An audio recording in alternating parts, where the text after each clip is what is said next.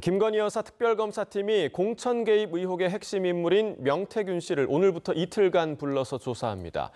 특검에 처음 출석하는 명 씨가 어떤 진술을 할지도 관심인데요. 취재기자 연결해서 들어보겠습니다. 안동준 기자.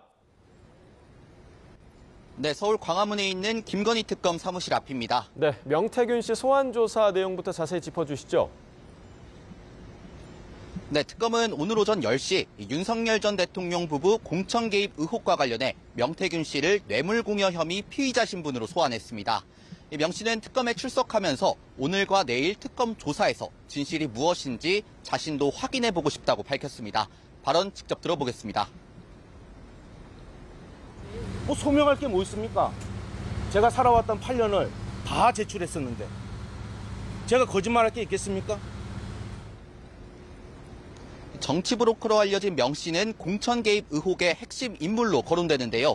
지난 2022년 20대 대통령 선거 당시 윤 전 대통령 부부가 명 씨로부터 무상으로 여론조사를 받은 대가로 같은 해 치러진 국회의원 보궐선거에 김영선 전 의원을 공천받도록 했다는 게 의혹의 핵심입니다.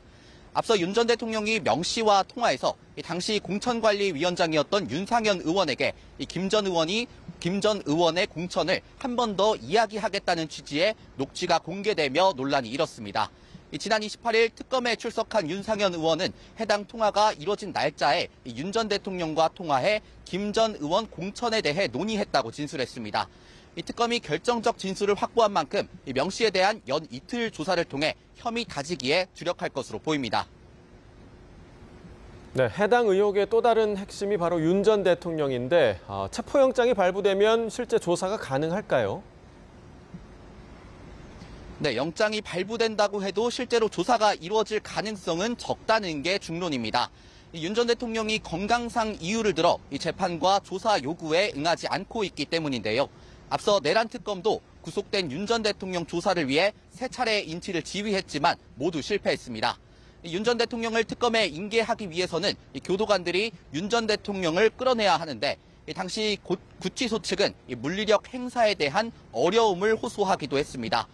김건희 특검은 법원이 체포영장을 발부하면 직접 구치소에 특검보와 수사관 등 인력을 보내 강제력을 동원해서라도 영장을 집행할 수 있다는 의지를 피력했는데요.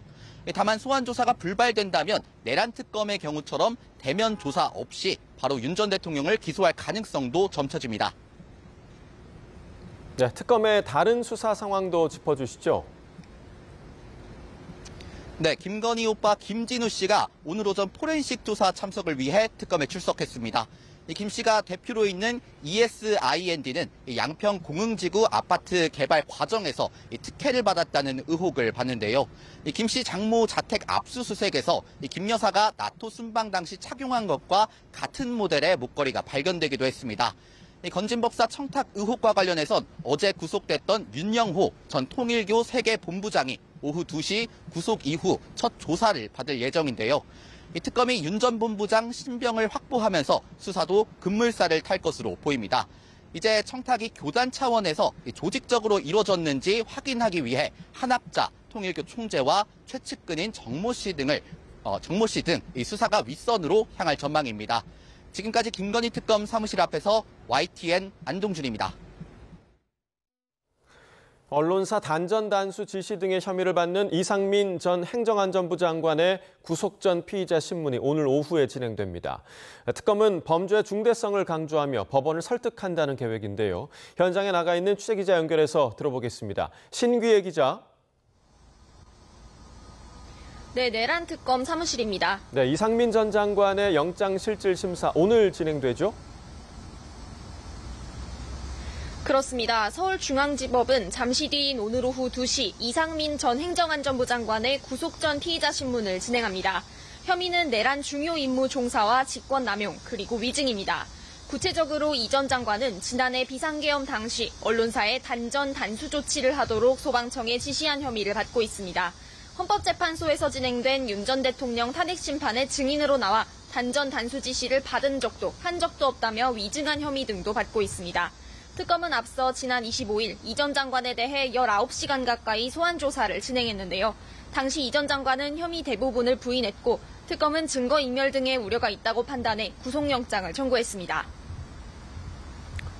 특검은 이 전 장관의 구속 필요성을 어떻게 설득한다는 계획입니까?